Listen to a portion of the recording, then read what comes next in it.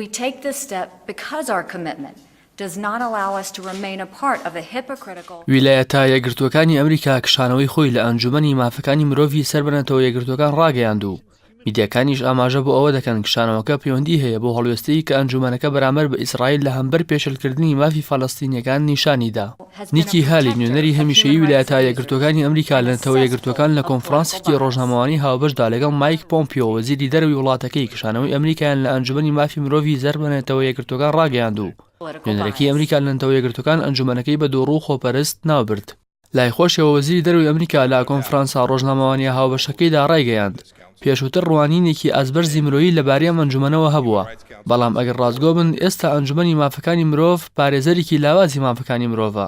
لە هەمویان خراپتر ئەوەیە بەشێک لەو وڵاتانی بێڕێزی بەرامبەر بە مافەکانی مرۆڤ دەکەن لە ئەنجومەنەکە ئەندامن و لەم ئەنجومەنە دادەنیشن. لە بەرامبەرشدا ئەنتۆنیۆ گۆتێرس ئەمینداری گشتێنەوە یەکگرتووەکان لە بەیانێکی ڕسمیدا ڕایگەیاندووە بە توندی پێداگیری لەسەر مانەوەی ئەمریکا لە ئەنجومەنەکە دەکات. جێی ئاماژەیە لە 14 حوزەیرانی ئەم ساڵ کۆمەڵەی گشتینەتەوە یەکگرتووەکان ئەو پرۆژە بڕیاری داوای پاراستن بۆ گەلی فەڵەستین دەکات. دووبارە گفتوگۆی لەبارەوە کرایەوە و پەسەند کرا کە پێشتر لە ئەنجومەنی ئاسایشی نێودەوڵەتی لەلایەن ئەمریکاوە مافی ڤیتۆی لە دژی بەکارهێنا بوو. پرۆژە بڕیارەکە بە 120 دەنگ لە کۆمەڵەی گشتینەتەوە یەکگرتووەکان پەسەند کرا لە بەرامبەردا 8 وڵات دژایەتیان کرد کە ئەمریکا و ئیسرائیل دوو لە وڵاتانە بوون کە دژایەتێکی توندی پرۆژەکەیان کرد و 48 وڵاتیش دەنگیان نەدا. ئەنجومەنی مافی مرۆڤی سەربەنێتەوە یەکگرتووەکان لە ساڵی 2006 لە جنێڤی پایتەختی سویسرا دامەزرا و 47 دەوڵەت ئەندامن تێیدا و لە راپۆرتی خۆیدا ئەرخنە لەو دەوڵەتانە دەگرێت کە بەندەکانی جاڕامی جیهانی مافەکانی مرۆڤ پێشێل دەکەن.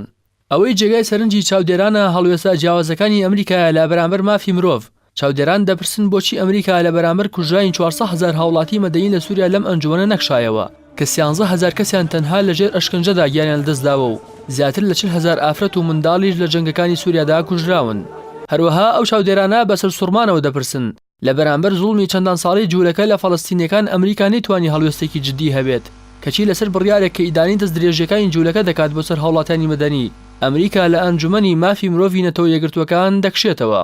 با بڕوای شارەزایان ئەمریکا هەمیشە مافی مرۆڤی بۆ بەرژەوەندەکانی خۆی بەکارهێناوە و لەژێرەوە پشتیوانی دەیان ڕژەیمی دیکتاتۆری کردووە کە مافی هاوڵاتیانی وڵاتەکەیان پێشێل کردووە و بە توندترین شێوە چەوساندونیانەتەوە و هەر کاتیش ئیشی با ڕژێمە دیکتاتۆرەکە نەمابێت بە ناوی پاراستنی مافی مرۆڤەوە و لە پێناو داگیرکردنی سامان و خێروبێری ئەو وڵاتە ڕژێمە دیکتاتۆرەکەی لەسەر کار لاداوە و وڵاتەکەشی داگیر کردووە.